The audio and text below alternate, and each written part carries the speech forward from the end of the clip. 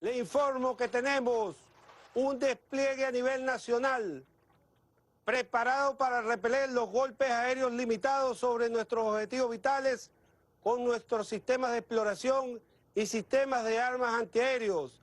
Mi comandante jefe, en este momento hemos detectado vectores aéreos enemigos en nuestro territorio con intenciones hostiles violando nuestra soberanía. De lo llano, pasar a condición de combate 1 y activar el área de responsabilidad Zamora. Detectamos vector aéreo hostil en el radial 270, distancia 55 kilómetros, a una velocidad de 220 nudos y una altura de 5.000 pies. Unidades de Put y de Pechora, ubicadas en el área de responsabilidad de defensa aérea Zamora. Activar seguimiento y posterior destrucción del blanco. Pechora recibido. Iniciando seguimiento activo de la aeronave hostil. Fuego a su comando. PUC recibido. Iniciando seguimiento activo de la aeronave hostil. Fuego a su comando. Por la patria y por la revolución bolivariana. ¡Fuego! Por la revolución. Por la independencia. Misil buque en el aire. ¡Viva la patria!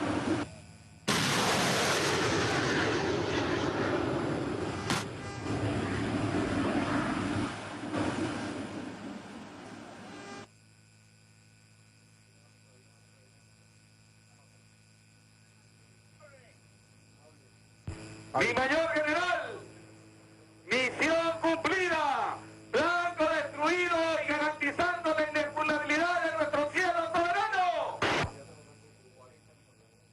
Mi comandante jefe, informo que en blanco aéreo que pretendía violar nuestra soberanía y espacio aéreo soberano ha sido destruido.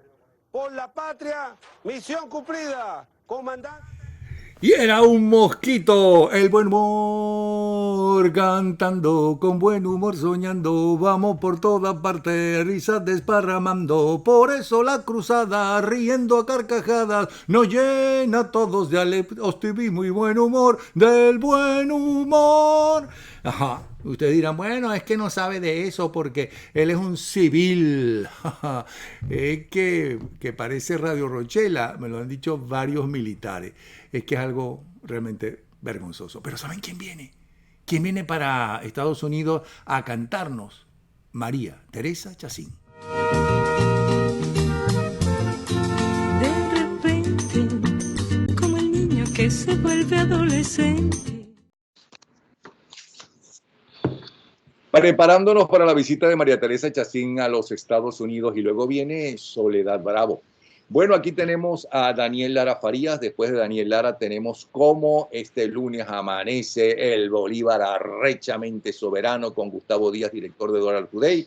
Después vamos a ver cuál es, cómo empieza la semana en cuanto al libro más vendido a nivel mundial, la canción más popular a nivel mundial y la película más taquillera del fin de semana. Y cerramos sabiendo algo que nos dicen las estrellas con la Wicca y el juramento de Guaidó, como siempre, con el cual cerramos el programa. Pero ¿qué nos dice? Yo quisiera preguntarte, Daniel, hay un escándalo en España con el pollo Carvajal. Cuéntanos un poco de la historia del pollo Carvajal y cuál era su trabajo encomendado por Chávez en Venezuela y Estados Unidos. Bueno, en efecto, hay un escándalo que no es un escándalo al mismo tiempo, sino que es una confirmación de un tema que desde hace rato se había manejado ya en investigaciones periodísticas. Puedo citarte una, el libro de Emily Blasco, donde hablaba del asunto del Código Chávez, donde se decía que Hugo Chávez, en persona, fue el encargado, el que dio la orden de utilizar las estructuras del Estado venezolano para el narcotráfico, el tráfico de drogas a los Estados Unidos. Eso... perdona. Yo estoy hablando, me voy a echar para atrás, voy a debe ser el año 67 o 68, yo estaba en el Teatro Universitario de la Universidad Central de Venezuela. Y evidentemente uno de los que estaban allí era miembro del Partido Comunista y Radical. Y recuerdo que él, bueno, a pesar de además de rechazar a las Supremas y a los Beatles y tratar de convencerme de que eso era la decadencia del capitalismo y bla, bla, bla, bla, bla, ¿ok? Recuerdo claramente que la posición de él y supuestamente del Partido Comunista era que había que inundar de droga a los Estados Unidos como parte de la lucha contra el capitalismo. Ahí está. Eso lo recuerdo clarísimo. Yo no sé si era una orden del Partido Comunista, siquiera si era del Partido Comunista venezolano, cosa que no creo que fuera del venezolano solamente, pero eso lo decía. Sí, en efecto, eso es lo que han dado a llamar la teoría castrista del narcotráfico. Porque quien inventa eso es, en efecto, o quien teoriza con respecto a eso, es en efecto Fidel Castro, en aquella gran operación que con distintos actores también del lado comunista, soviético de su época, se utilizaba como una especie de guerra sucia en contra de los Estados Unidos. ¿Por qué? Porque la teoría decía que los imperios habían financiado la conquista de nuevos territorios gracias al comercio de opio en China en su momento, y que de alguna manera había que devolverles el golpe. Eso por un lado, pero por el otro lado está el planteamiento de que permitir que desde el territorio controlado por ellos se facilite la llegada de droga a los Estados Unidos es luchar contra el imperialismo dos veces. Porque uno, le destruyes la sociedad, sobre todo por el lado más vulnerable, que es la juventud. Le destruye la sociedad inundando esa sociedad con droga, y a cambio de eso recibes dinero. Es decir, estás golpeándolo dos veces, y ese dinero que recibes te sirve para seguir financiando la supuesta lucha antiimperialista que estás haciendo. Esa es la teoría. Y para agregar lo que tú estás diciendo, debe estar en YouTube la entrevista que yo le hice a uno que fue guardaespaldas durante mucho tiempo de Fidel Castro, explicando por qué él trata de abandonar la isla sin que lo maten a él y a su familia, ¿no? Porque él era un gran admirador de Fidel Castro, de la revolución y todo ese tipo de cosas. Estoy hablando de los años 70, o sea, ya habían pasado los 60. Y entonces echa el cuento de cómo se reunía con su hermano Raúl, y que en las reuniones de su hermano Raúl solamente podían estar ellos dos. La primera vez que empieza a escuchar algo diferente a lo que públicamente decía Castro fue que, sin querer, dice él, escuchó en el altoparlante de la secretaria, quedó abierto y empezó a escucharse una conversación que a él le asustó y la cortó. ¿Ok? Pero después acompañó a Castro a una reunión a las afueras, no me acuerdo qué me dijo, y en esa reunión, en un momento dado, ¿no?, sin que él lo buscara, dice él, se acercó a donde estaban reunidos ellos por separado. Y Castro estaba recriminando a Raúl Castro, o sea, a Fidel Castro, a su hermano Raúl, que era él se dio cuenta ahí que el encargado de la droga, de llevar la droga a diferentes países, llevarla a los Estados Unidos, etcétera, y traer a capos de la droga escondidos a Cuba o refugiados en Cuba, porque hubo varios refugiados y conocidos en Cuba, era Raúl, y había metido la pata en algo, no me acuerdo qué era, si me especificó en qué. O sea que eso es cierto, hasta el punto de que guardaban ahí, acobijaban a importantes narcotraficantes. ¿No? Y además de eso, todo esto estalla en que cuando se recrudece las condiciones económicas adversas en Cuba a raíz de la caída de la Unión Soviética, no por el embargo, porque eso es algo que se tiene que ha sido parte de la propaganda. A Cuba no le afectó el embargo hasta que cayó la Unión Soviética. Ahí fue cuando empezó a afectar el embargo. Porque durante todos los años que duró el embargo, ellos tuvieron el apoyo irrestricto del bando soviético, y en Cuba había lo que dejó de haber a partir de la caída del bloque soviético. Claro, pero es que además no solamente podían comprarle a todos los maravillosos países que estaban bajo la bota soviética, ¿no? Porque los soviéticos no son invasores ni son imperialistas, ¿ok? Pero también tenían acuerdos de negocios con Canadá, con México Con y Europa, Europa tiempo Occidental.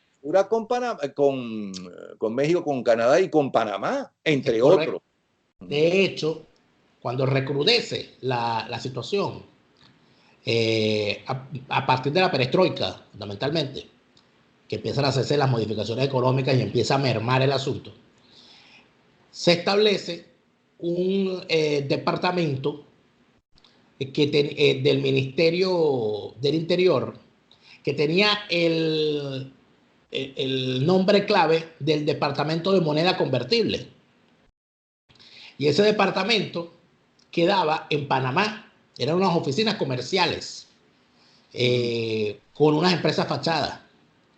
Y ese departamento comercial, su misión era romper el bloqueo. ¿Cómo? A través del tráfico de cualquier cosa que reportara divisas en una situación tan difícil para la importación de, dicen ellos que de alimentos, pero en realidad era para mantener enriquecida a la nomenclatura y, cómo no, comprar algunos alimentos y de alguna manera hacer cierto tipo de transacciones. ¿Qué ocurre? Ocurre que ese departamento de moneda convertible fundamentalmente empieza a traficar con cuestiones empieza a hacer contrabando, ¿no? Meterle contrabando desde Miami, triangulando por Panamá, todas aquellas cosas, productos y cuestiones que se necesitaban en Cuba, pero con el posicionamiento que tenía Cuba en Angola, por la guerra de Angola, por ahí se traficaban diamantes, marfil, y toda una cantidad de cosas. Y en determinado momento aparece entonces en toda esta película, ¿verdad?, el negocio que ya cargaba Noriega con Pablo Escobar. Y empiezan a darse situaciones de permisividad, que fue como empezaron, a permitir el paso de las embarcaciones que llevaban droga hacia los Estados Unidos por las costas de Cuba. Toda esa operación, porque siempre empiezan así, cobrándole peajes al que lleva la droga, y después empiezan entonces porque uno lo ha leído lo suficiente, empiezan los narcotraficantes a pagarle a las cosas con cocaína en vez de con dinero. Y así entonces empieza toda la situación y es donde caen los tipos en los decomisos. Empezaron a decomisar droga y tal, y empezaron a traficar con droga. Y el planteamiento era ese: vamos a llenar de droga a los Estados Unidos porque esto es la lucha contra el imperio y de paso recibimos dinero. Esa teoría. Mucho antes que Chávez existiera. Antes, ¿okay? Claro. Entonces, pero lo descubren. Carvajal, ¿y por qué Carvajal está pedido no solamente por los Estados Unidos, sino también por Venezuela, por el narcorrégimen? Así es, así es. ¿Qué pasa? Lo que pasa es que el juicio que se sigue por la extradición, los Estados Unidos tienen que demostrar que hay una razón por la cual él debe ser juzgado en los Estados Unidos. Y por eso debe mostrar cuáles son los alegatos. Entre los alegatos que está mostrando los Estados Unidos están los testimonios. Según el diario El Mundo, tuvo acceso al testimonio de 2 testigos. Ya va. Vamos a aclarar que el diario El Mundo es el diario del Mundo de España, que es uno de los 3 más importantes diarios que hay en España en este momento. Así es. Dicen en el informe que hay 2 testigos que el diario El Mundo no menciona porque no aparecen mencionando en el informe, pero que nosotros podemos especular quiénes son por las señas que dan. Hablan de un testigo que ocupó altos cargos en el sistema judicial de Venezuela desde el año 2005. Y hablan de otro testigo que fue escolta del presidente Chávez. Esos 2 perfiles coinciden, y esta es mi opinión, con Eladio Aponte Aponte, que fue magistrado y se fue a los Estados Unidos a cantar, y con Leamsi Salazar, que fue escolta de Hugo Chávez y de Diosdado Cabello.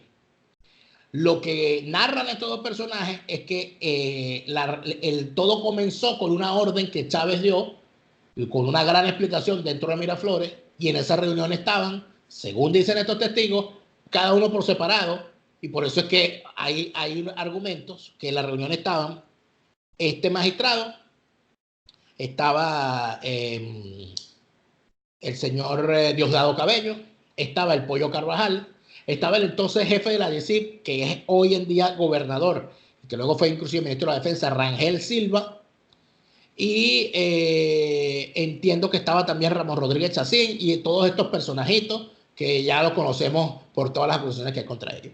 Y que las reuniones se hacían periódicamente y que era una especie de orden de Estado o una orden del presidente. Eso lo vamos a hacer. Inclusive, las reuniones luego se hacían en la casa o en la oficina de José Vicente Rangel, que era el vicepresidente de la época. Es decir, que hasta a José Vicente Rangel lo pusieron al tanto de la situación y que todo esto ya lo estaban vendiendo como que era una actividad de interés del Estado.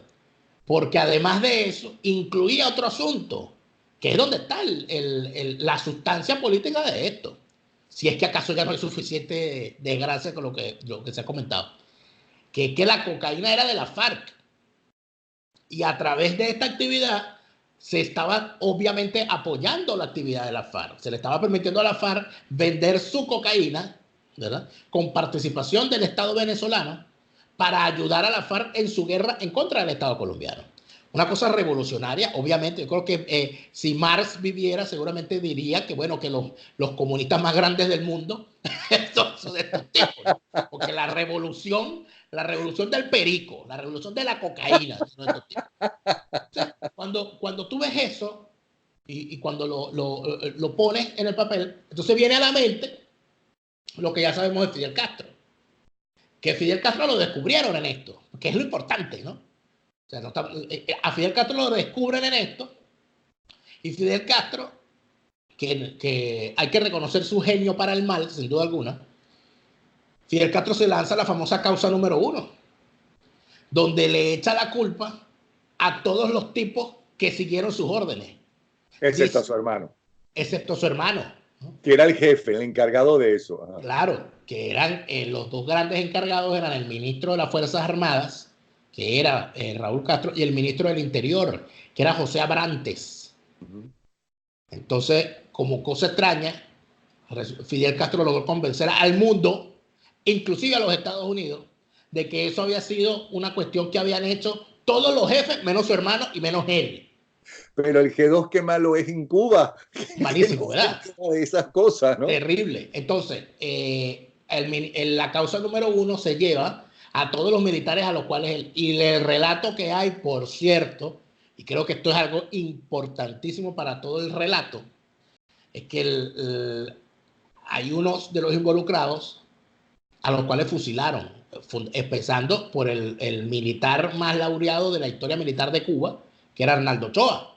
Que decían que era el que podía sustituir a Fidel Castro. Es correcto, que decían que era gente del KGB, que estaba cuadrado en una operación, etcétera, etcétera, etcétera. Que lo drogaron en el juicio o lo amenazaron y lo drogaron para que dijera que sí, yo soy responsable. Y los Castro no tienen nada que ver con esto. Porque la historia que hay detrás de todo esto, contada por sobrevivientes, porque hubo gente que sobrevivió al juicio y a la persecución que vino después, es que el propio Fidel Castro fue a la celda de los generales. Les dijo que se estaba hablando de la continuidad de la revolución, porque todos estos tipos eran revolucionarios. Ninguno de ellos renunció ni apuró nunca de la revolución. Ellos estaban en el narcotráfico por una razón revolucionaria, era una tarea revolucionaria. Sacrificio revolucionario.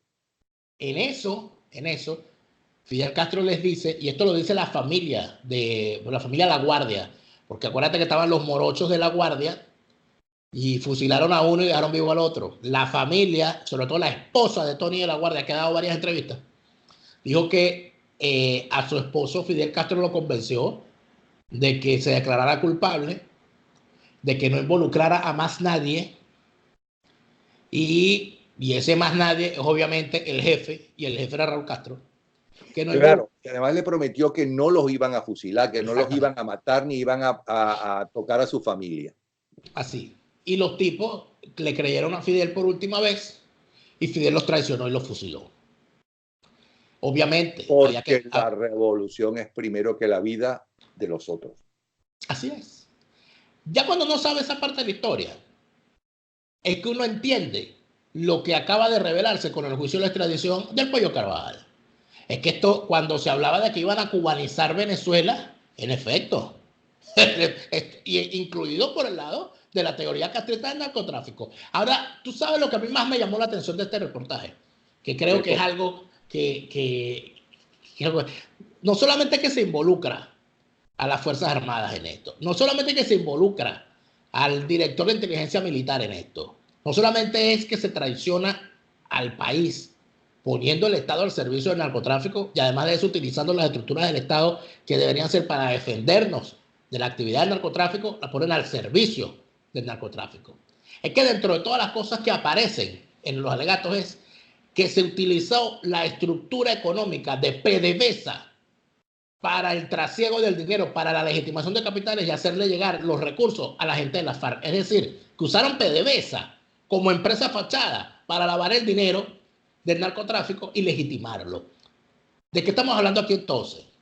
De lo siguiente. Eso empezó en el 2005. ¿Quiénes son los involucrados ahí? El Pollo Carvajal, ¿cómo no? Claro. José Vicente Rangel, que era el vicepresidente y que estuvo en las reuniones. Diosdado Cabello. Pero aparece otro personaje, que es importante mencionarlo aquí. Varios. El entonces fiscal general de la República, Isaías Rodríguez. El entonces jefe máximo de PDVSA, Rafael Ramírez. Y la fiscal estrella desde el año 2005. Recuerda que el año 2005 fue el año que mataron a Danilo Anderson. Y ese año es el año del ascenso de Luis Ortega Díaz. Entonces, es importante esto, ¿por qué? Porque estos personajes andan diciendo que ellos son chavistas y no maduristas, porque el que es malo es Maduro. Con Chávez esto no pasaba. Entonces, no, sí pasaba. No solamente que pasaba, es que empezó por orden de Chávez. Pero es que el narcotráfico es una orden de Chávez. ¿Por qué cae en desgracia? Se preguntará más de una de los que te están escuchando. Rafael Ramírez y Luis Ortega Díaz, que ahora están enfrentados. ¿Y por qué quiere el régimen venezolano que enjuiciar a Carvajal? Bueno, son dos cosas diferentes. Enjuiciar a Carvajal debe ser para callarlo, para que no vaya a Estados Unidos a hablar. ¿Ok? Claro. Pero Ramírez y la Luis Ortega Díaz, ¿qué gana el régimen con tenerlos como enemigos? Yo creo que todo esto, bueno otra vez, pues no sé. Hagamos el mismo ejercicio que yo hago siempre cuando no le encuentro explicación a algo del chavismo. Echemos para atrás, vayamos a la historia de Cuba, la historia del castrismo, y te encuentras la clave. ¿Qué hizo el castrismo? Le echó la culpa a un grupo. No, vea, agárrate a estos, cúlpalos a ellos, hazle un juicio ejemplar y ejecútalos públicamente si es necesario, y con eso se acabó el problema. Cuando tú ves el juicio completo, que está en YouTube, el juicio completo de la causa número 1 y de la causa número 2, porque después hicieron otro juicio contra el ministro que murió en la cárcel de una dolencia llamada el infarto cubano. El infarto cubano es ese infarto que le da a los enemigos del castrismo de forma súbita y extraña. Que Putin, por cierto, lo practica muy bien dentro y fuera de Rusia. Es el infarto, ese es el infarto ruso, es más fulminante porque coronariamente es más fuerte. Y hay otro, en Cuba hay otro problema, que en Cuba los árboles caminan. Tienen una especie rarísima de árboles que son capaces de caminar y atravesarse siempre al carro de un opositor. Hubo un árbol que se le atravesó. Terrible. Hubo un árbol que se fue caminando y se le atravesó al carro del esposo de Marta Harder, que era el ministro Piñero, Barbarroja. Hubo no sé si fue el mismo árbol, el díscolo, que se estaría trotando, me imagino yo, y se le atravesó al carro del opositor Osvaldo Payá. O sea, que estamos hablando de que los tipos tienen unas especies raras que permiten que a la gente le den unos infartos cuando son opositores o que se les atraviese un árbol si están manejando y son opositores o incómodos al régimen. Dentro de todo esto, la respuesta ¿cuál es? Bueno, que estos tipos necesitaban ejemplarizar. Bueno, aquí nos están acusando de narcotraficantes. Bueno, acusa a alguien. En Estados Unidos, los cuerpos de investigación norteamericanos y la DEA en descubrir todo esto que tú estás denunciando.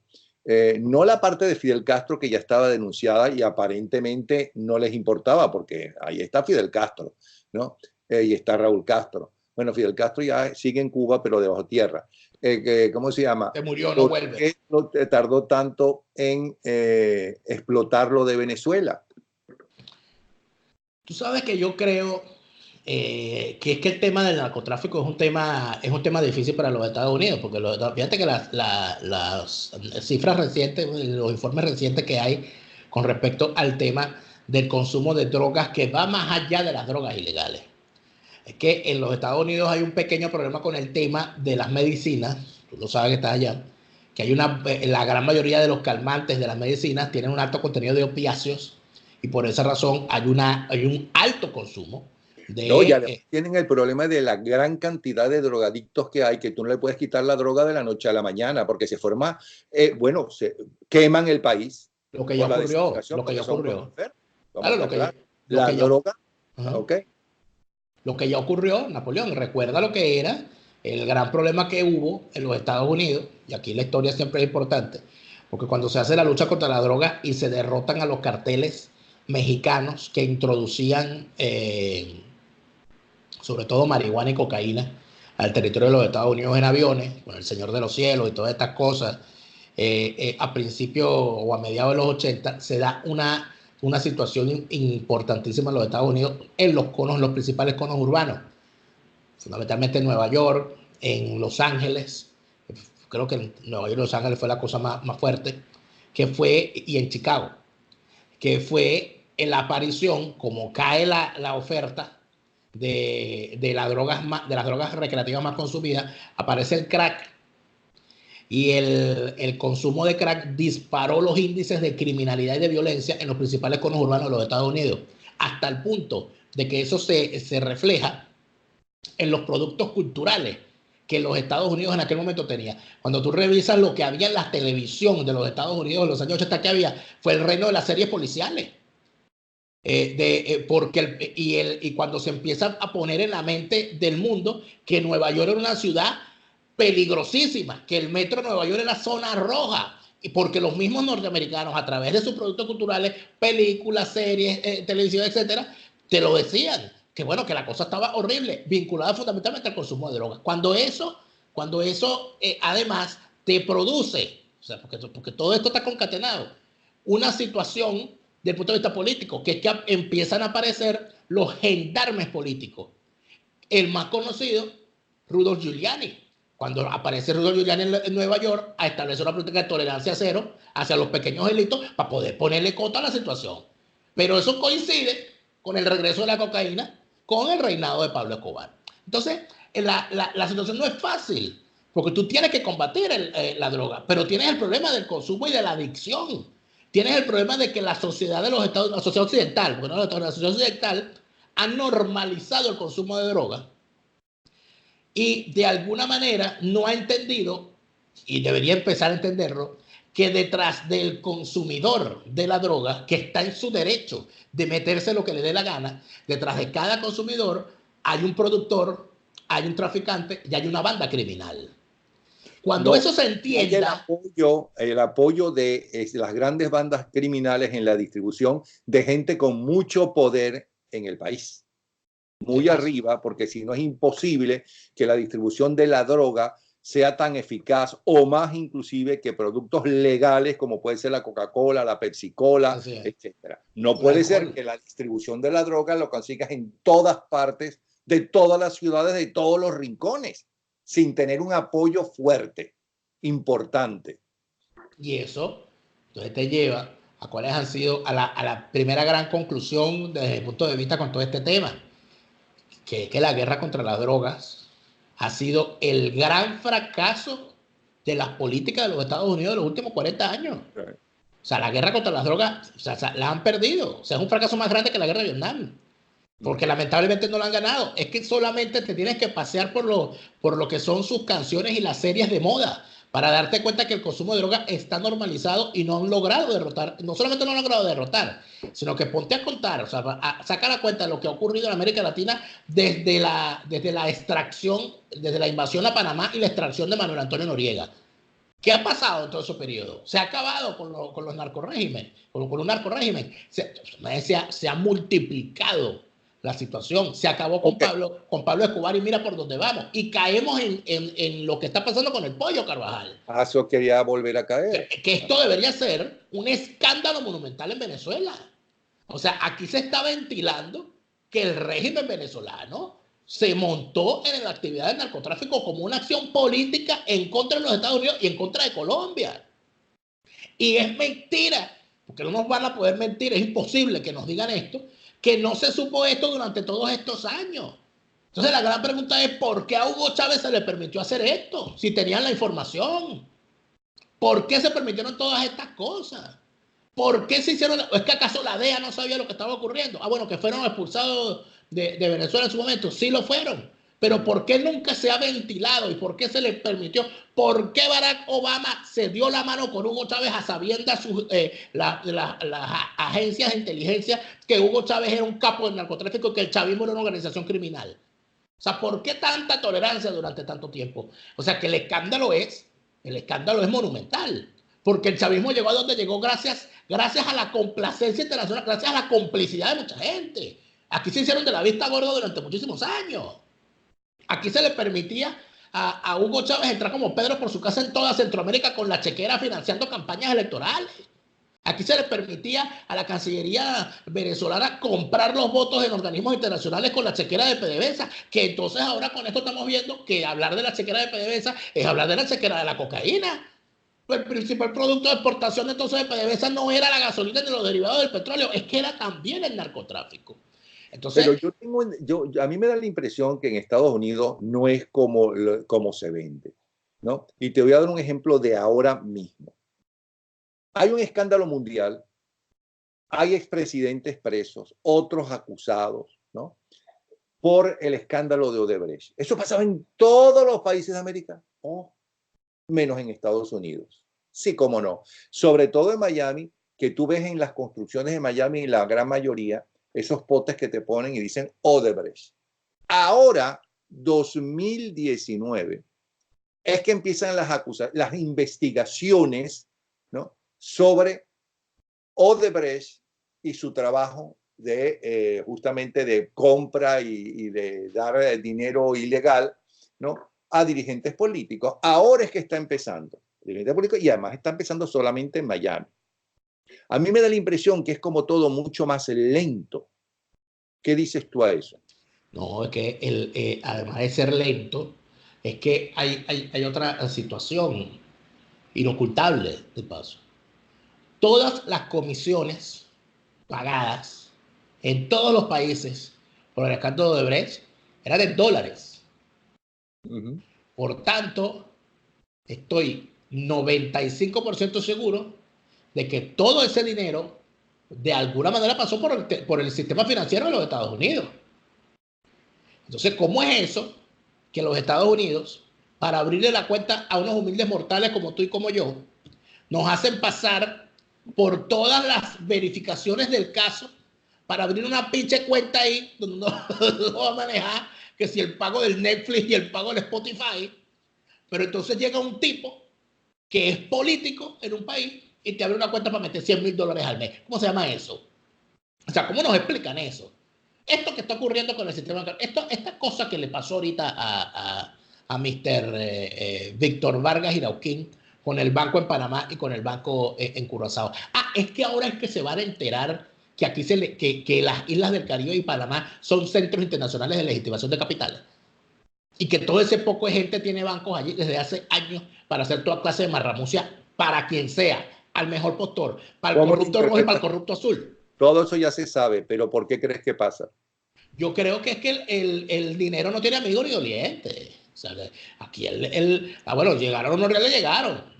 Mira, pero que ese puede ser, ese dinero puede ser, bueno, no te lo acepta el banco tal, pero te lo acepta el banco más cual. No lo acepta ningún banco. Entonces mándate a fulanito para que te abra un banco allá.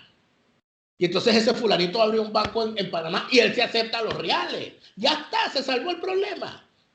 Entonces, ¿todo esto para dónde va?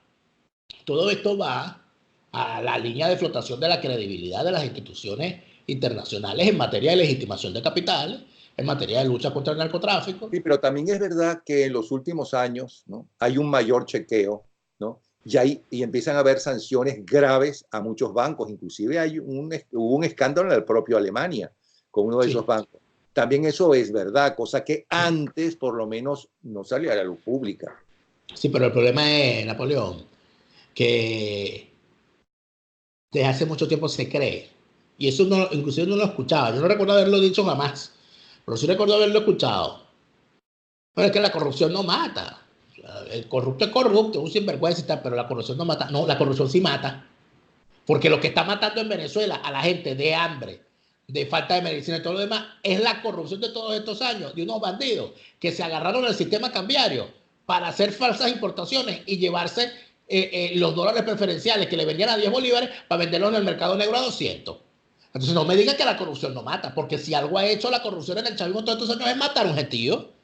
Entonces, como no se vincula el hecho de la corrupción a la consecuencia que la corrupción deja, que es, en el caso venezolano, una buena cantidad de muertos, una buena cantidad de desplazados, entonces se piensa que el narcorrégimen se montó por una obra y gracia de unos bandidos traficando con droga, para hacerse de unos reales. No, no, no, aquí hubo un sistema que las instituciones internacionales permitieron que se estructurara. Porque si no, o sea, es imposible que esa cifra que se da de que se birlaron de las arcas de Venezuela más de 300.000 millones de dólares. ¿Cómo se lo llevaron? En bolsa, en maleta. ¿Cómo sacas tú 300.000 millones de dólares de un país durante 20 años sin que nadie te vea? Se lo llevaron por el sistema financiero. Entonces, hay un poquito de problemas aquí cuando se revelan estas cosas, porque entonces tú ves cómo ponen el grito en el cielo los medios. Pero yo leí el informe completo del diario El Mundo y me pareció importante. Y puedes leer lo que van a sacar los demás medios europeos. Pero lo que pasa es que los europeos hablan del narcotráfico, pero no hablan nunca del consumo. Los europeos hablan de migrantes. Hoy en España, ahorita en España lo que hay es esta cosa de lo que llaman los MENAS. Los MENAS es la sigla que se refiere a los menores no acompañados. Son inmigrantes ilegales que llegan al territorio europeo, menores de edad, sin familia, que vienen a ganarse la vida aquí. Y como no tienen familia y son menores de edad, no los puedes deportar hasta que cumplan 18 años. Pero mientras pasan, llegan a los 15 años, mientras estos 13 años, esos 3 años, hasta que cumplen los 18, más los 2 años que dura el proceso, bueno, pasan metidos en lo que termina, porque como no hay por lo menos en el caso de España no lo hay, un buen sistema de integración de esos jóvenes en la sociedad. En Alemania sí lo hay, en otros países también lo hay, pero en España no lo hay, o los hay, pero no los aprovechan, o quién sabe qué es lo que ocurre, terminan estos jóvenes en la delincuencia. Entonces la culpa es del inmigrante que trafica con droga, nunca del consumidor. Entonces, mientras no se dé esa discusión en los gobiernos, mientras no se entiendan que las políticas con respecto al combate de la droga han fracasado, aquí vamos a seguir teniendo un narcorrégimen por aquí, un narcorrégimen por allá. El hecho de que aquí haya este escándalo y aquí se le siga permitiendo a Rafael Ramírez que ande hablando estupidez y tonterías por el camino, el hecho de que se haya recibido en la oposición, en el Frente Amplio, a Luis Ortega Díaz y a Miguel Rodríguez Torres, o sea, te habla mucho de la catadura moral de la propia oposición que se va a construir. Porque allí tienes el otro tema. Es posible que se estructure un narcoestado sin participación o conocimiento de los que se supone que tienen que oponerse a ese gobierno. Porque aquí ninguno habla de narcotráfico. Aquí están hablando de narcotráfico en unos añitos para acá. Pero ¿por qué estas pruebas no las mostraron nunca en la Asamblea Nacional?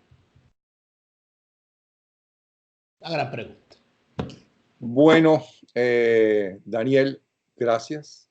Ahora vamos a ver cómo está ese Bolívar arrechamente soberano. Vamos a conocer cuál es el libro, la canción y la película número 1 comenzando la semana. Vamos a conocer qué nos dice la Wicca para el día lunes y además hay más de uno de las personas que ven el programa que escucharon al padre Palmar y lo que le sucedió a él, que en una semana, ¿no?, tuvo que ir al entierro de 10 venezolanos solamente en la ciudad de Orlando. Y él dice que es un síndrome del corazón partido. pero tenemos a un médico que va a responder qué es todo eso y cómo cuidarse de que no muera usted o algún familiar de un infarto. Lo primero que tiene que hacer es no alborotarse y ponerse tan como se alborota Daniel cuando habla. Mi corazón, debo decirte que mi corazón es sano, gracias a Dios. Bueno, pero es que se supone que eran corazones sanos, dice el padre Palmar, de gente de corazón sano, que el médico no vio ningún problema previo a todo lo que sucedió, que fue de la noche a la mañana en medio de la presión, de la depresión, etcétera, etcétera. Gracias, Daniel. Mañana seguimos conversando. Okay. Seguro. Daniel Lara Farías, ya saben, para seguirlo, de Lara F.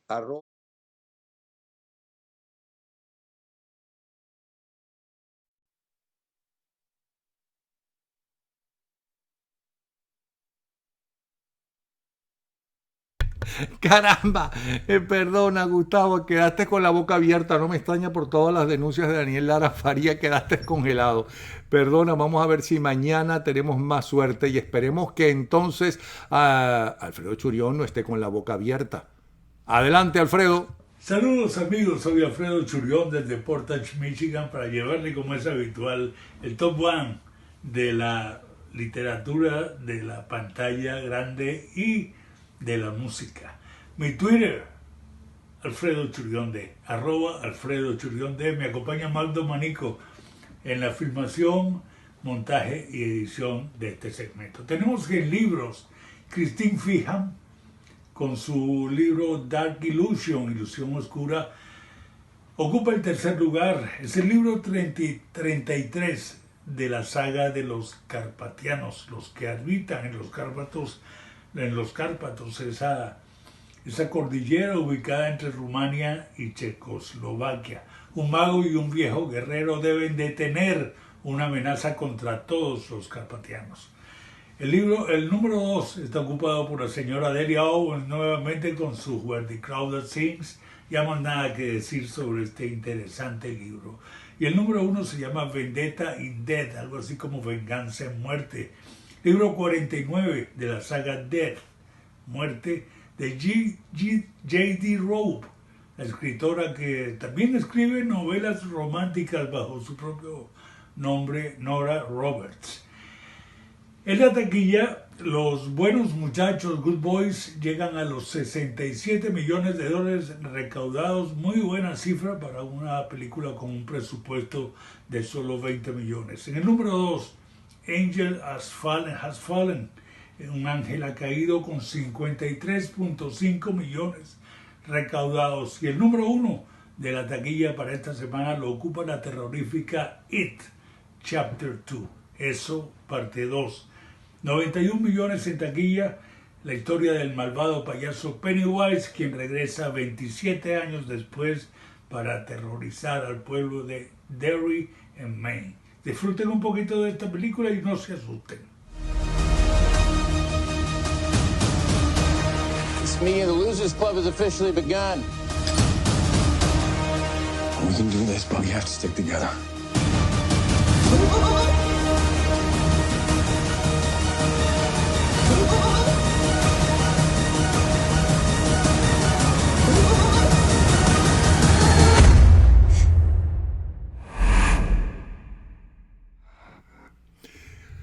Bueno, vamos a pedirle disculpas por que se fue el sonido un pedacito.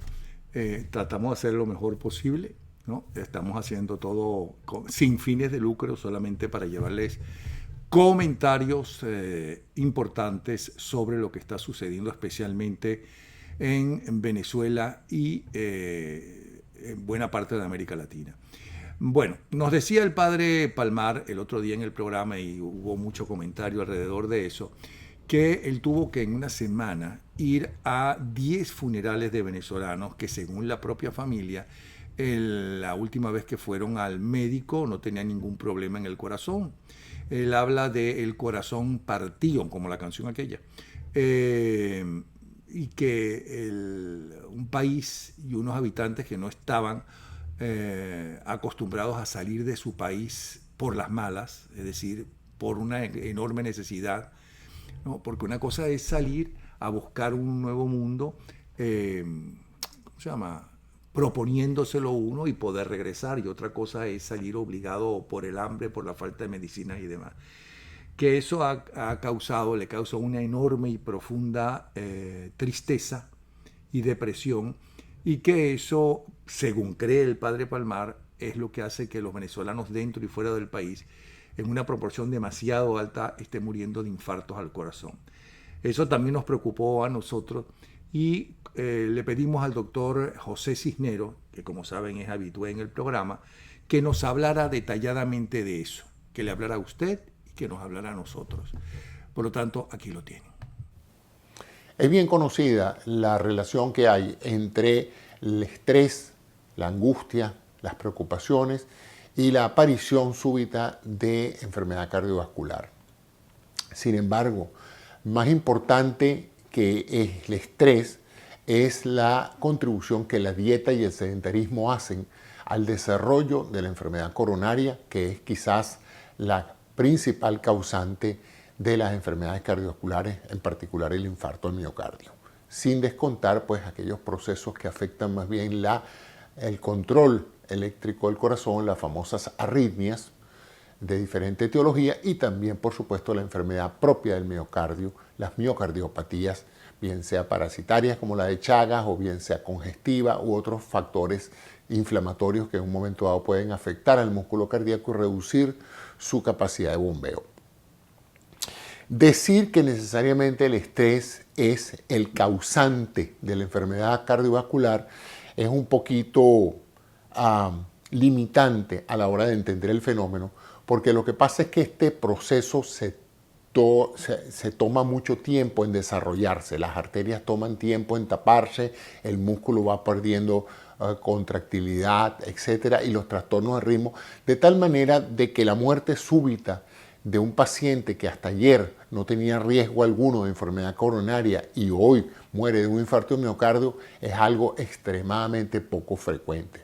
Lo que pasa es que muchos de estos infartos coinciden con un cambio emocional que aumenta la presión arterial, que crea una situación angustiosa o extremadamente dolorosa, y entonces la gente asocia la crisis del momento con el causante de la enfermedad cardiovascular. Es el típica persona que en un momento dado pues recibe un susto muy grande, o recibe una noticia muy fuerte, o está muy deprimido por una situación que lo tiene muy apenado, y muere pues producto de una crisis emocional en el momento. Lo que hay que entender es que no muere por la crisis emocional. La crisis emocional lo que hace es disparar una patología subyacente que viene erosionando su capacidad cardiorrespiratoria desde hace mucho tiempo, ¿no? Entonces hay que distinguir un poquito esa diferencia que hay entre causalidad y el fenómeno de que en un momento dado algo pase en presencia de otro acontecimiento, ¿no? El síndrome del corazón roto es un síndrome no muy bien conocido, se le acredita una suerte de miocardiopatía que acontece abruptamente producto de una liberación súbita de adrenalina, de catecolaminas, producto de un ataque de ira, de un proceso angustioso, de un proceso estresante súbito, que en un momento dado desorganiza la contractilidad del corazón y puede en un momento dado dar una sintomatología que simule un infarto al miocardio. La gran mayoría de estos pacientes pues no se mueren de estas crisis, entran a los hospitales con síntomas y signos que parecieran hablar de un ataque al corazón. Sin embargo, pues en cuestión de pocas semanas se recuperan muchas veces sin ningún tratamiento. Y básicamente los estudios que se hacen, las arteriografías coronarias y los estudios de ventriculografía, pues no muestran un cambio significativo en la anatomía, y es por eso pues que se presume que son realmente una suerte de somatizaciones dirigidas hacia el área cardiovascular de un estrés abrupto en esa persona. De allí a que la gran cantidad de personas que han emigrado sufran de este tipo de problemas producto de la tristeza y la depresión, bueno, es probablemente no científicamente correcto. Pues quizás otros factores como la dieta, el cambio de dieta, si se viene de un país donde la dieta era baja en calorías y ahora se está en un país donde hay un aumento en el consumo de grasa, en las calorías, en el número de actividades que se realiza, si la persona lleva una vida sedentaria y no hace ejercicio y también no toma sus medicamentos apropiados contra la hipertensión arterial o contra el alza del colesterol, pues obviamente se coloca en un riesgo cardiovascular tan alto que, por supuesto, cualquier mala noticia o cualquier cuadro angustioso pues puede en un momento dado disparar una enfermedad coronaria, una enfermedad de arritmia subyacente, ¿no? Ese es mi comentario en relación con esto. Sin embargo, las propuestas del padre Palmar pues son verdaderamente buenas.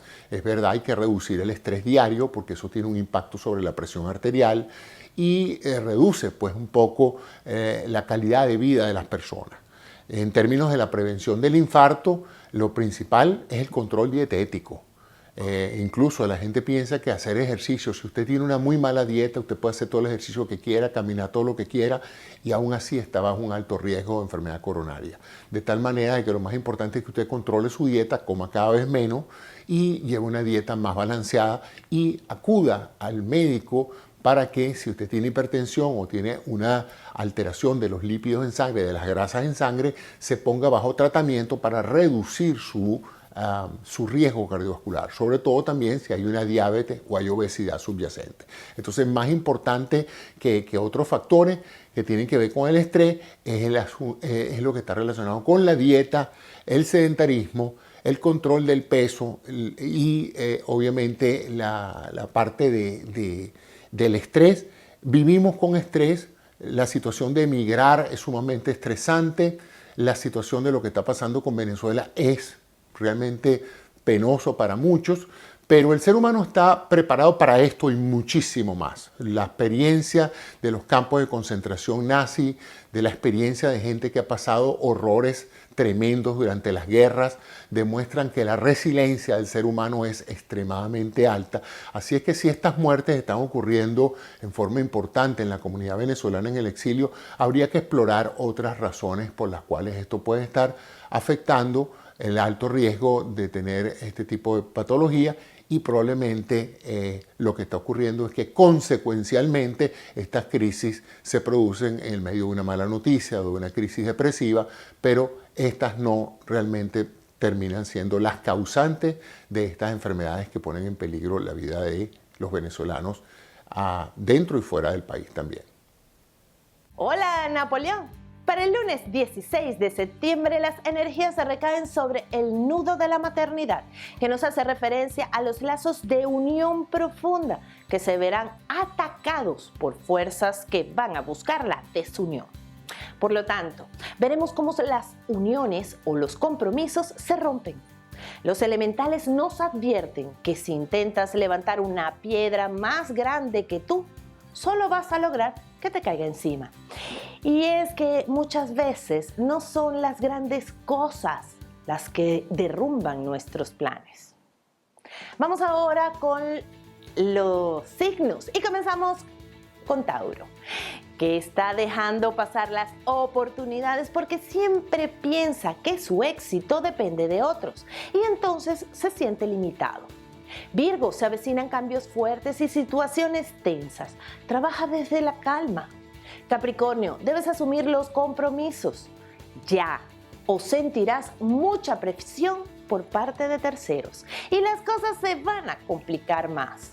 Cáncer, estás muy desanimado, pero pronto sentirás como tu creatividad despierta, generando esperanza.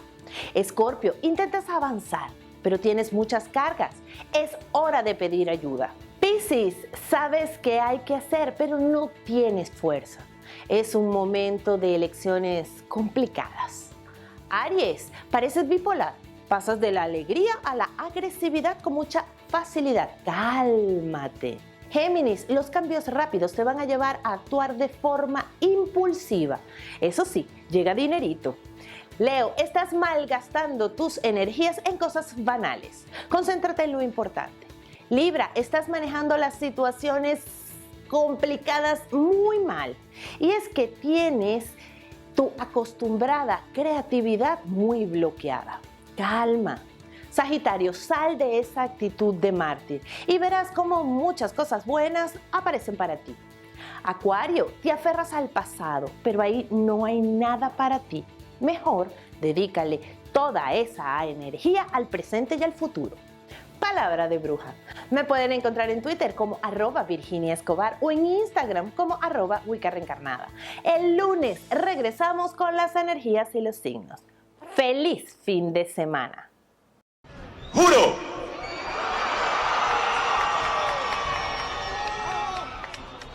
Asumir formalmente las competencias del Ejecutivo Nacional como el presidente encargado de Venezuela.